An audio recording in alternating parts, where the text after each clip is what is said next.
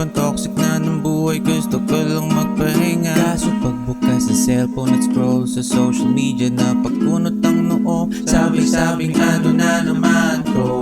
Napasabi talaga ako, ano na naman to? Ano namang kalokohan to? Man, oh man. It's really sad to be a Jomar Lovena fan today, man. And isa na ako doon, no? So, nabanggit ko nga sa mga lumang video ko na, again, I'm a big fan of Jomar Lovena because isa si Jomar Lovena sa mga dahilan kung bakit nagustuhan ko yung content creation, no? Sobrang gustong-gusto ko yung mga content niya before.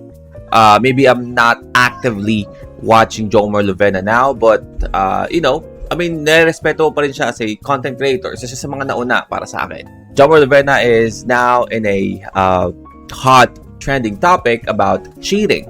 I mean, hindi naman nabago tong bagay na to, no, na halos lahat na ng fans nilang dalawa, which is yung kanyang partner ngayon, si Vabeline Correns, and Jomar Lovena, meron silang, recently, they have like an on and off relationship, no? Itong mga nakaraang taon nga, parang, you know, merong third party na parang involved, but hindi ganito kalaki, katulad nung sa ngayon. But yeah, basically, Vabeline Correns posted screenshots and also a video confirming that Jomar Lovena is cheating. And dito nga sa mga screenshots na to, sabi niya dito, habang ako busy mag-alaga ng anak natin, ikaw busy maghanap ng above. Sa mga babae na na-chat, pwede po kayo mag-reach out. So, may kita din sa mga screenshot na to na I guess kausap ni Jomar Lovena yung mga tropa niya and parang nagkakaritohan ng babae, which is, again, we all know na itong screenshot lang titingnan natin, even though na parang wala naman talagang babae ang involved or, you know, patunay, is, again, may retohan na nangyayari. No? So, alam naman natin na pamilyado na si Jomar Lovena. So, I mean, we can still consider that as cheating, parang attempted cheating. No? Parang attempted murder, no? May kaso pa rin, kumbaga. After this, Vabeline actually posted a video kung saan nagsalita siya tungkol sa issue na to. Walang kapatawaran yung ginawa mo at ng ex mo. Walang kapatawaran yung pagtanggol sa'yo ng mga kaibigan mo. Ano yung nagawang magkagusto sa'yo?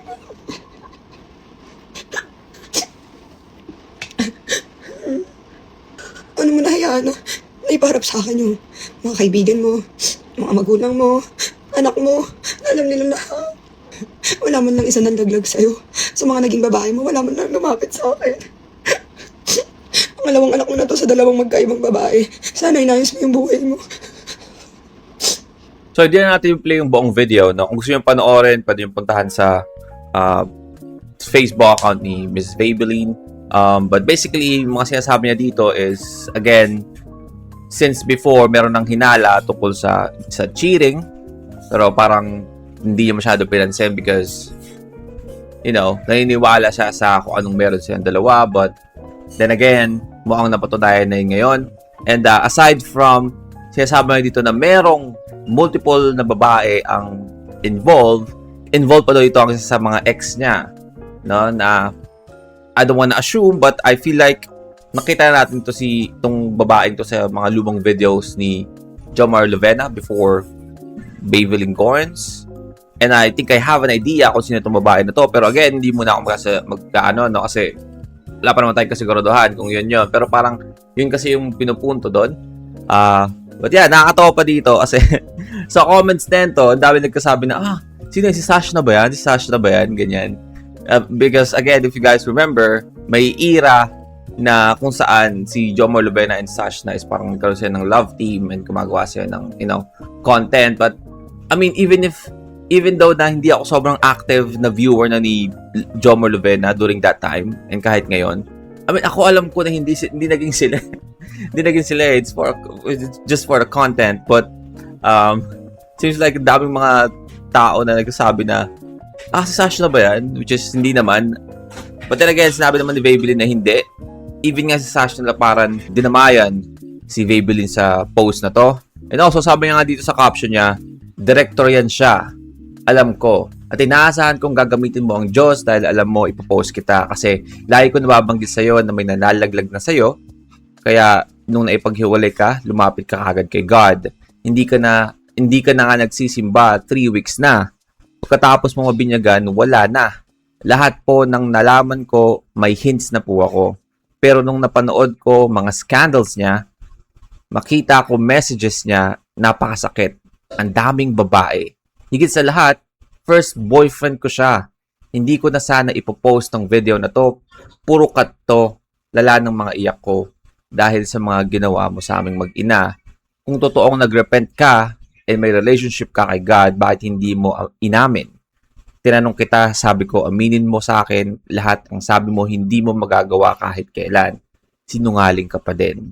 So, tinutukoy ni Miss Vaybelline dito is itong post na to. No, kung saan mukhang nabinyagan si Jomar Lovena and since that day, sunod-sunod na nga or naging mas actively posting na nga si Jomar Lovena about his religion and his relationship with God and those type of things.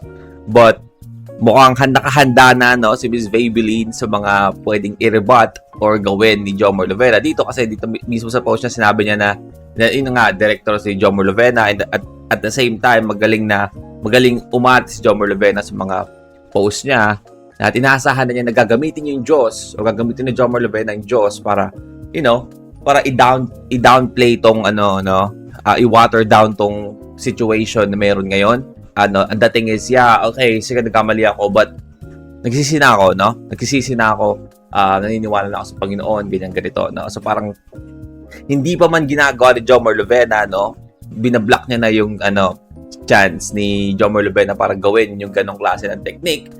And, parang pinipredict na agad ni Miss Vaybelline dito na, baka gagamitin mo yung Diyos. Kasi, again, recently, Jomar Lovena is actively posting about, his relationship with God on social media. And sa tingnan ng mga posts ni Miss Vaybelline, alam mo na hindi pa to tapos ngayon. Alam mong simula lang to, and sa halatang halata na sobrang dami niyang bala na nakahanda, na waiting na lang pumutok. And all of this post started 16 hours ago.